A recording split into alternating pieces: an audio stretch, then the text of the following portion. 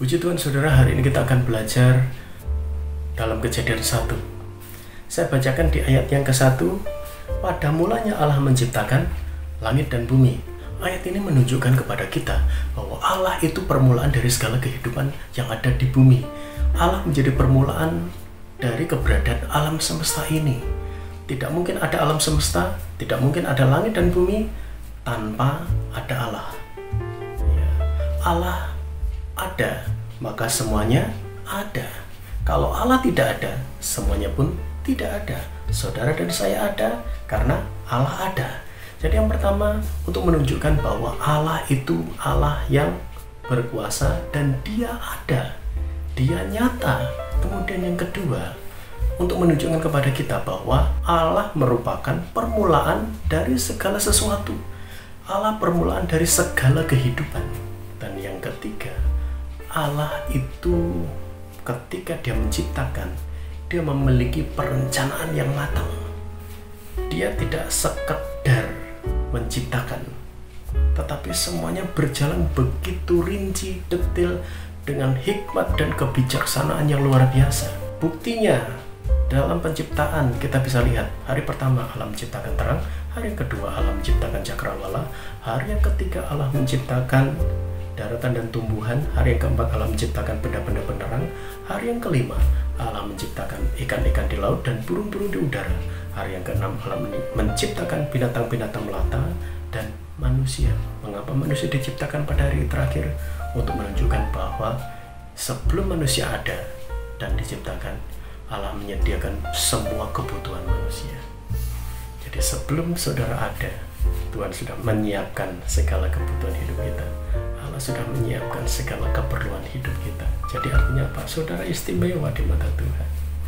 Dan yang berikutnya, kita melihat dalam peristiwa penciptaan ini bahwa Allah itu ketika Dia menciptakan, tidak sekedar menciptakan, Dia menciptakan tetapi juga mengisinya.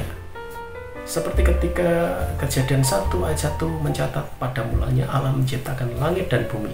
Ketika Allah menciptakan langit, Allah menciptakan isi dari langit itu. Ketika Allah menciptakan alam semesta ini, Allah menciptakan planet-planet. Allah menciptakan benda-benda penerang yang ada di langit, matahari, bulan, dan bintang.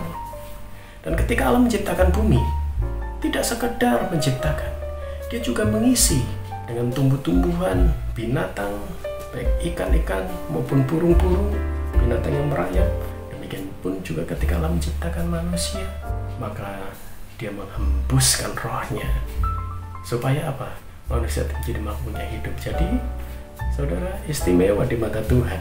Karena apa? Karena kita diciptakan dengan Dia juga mengisi hidup kita dengan rohnya, dengan firman-Nya, diberi kemampuan intelektual atau cara berpikir, otak yang bisa berpikir, demikian juga hati yang bisa memiliki perasaan, yang bisa punya belas kasihan, kepedulian terhadap sesama, bisa memiliki kasih, perhatian.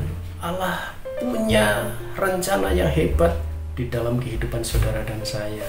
Karena itu melalui Kejadian pasal 1 kita bisa belajar bahwa pada mulanya adalah Allah, Allah sumber dari segala sesuatu. Semua ada, sumbernya dari Allah. Karena memang ini menjadi bukti bahwa Dia ada. Berarti Dia pun ada buat saudara dan saya. Dia ada buat kita karena kita adalah ciptaannya.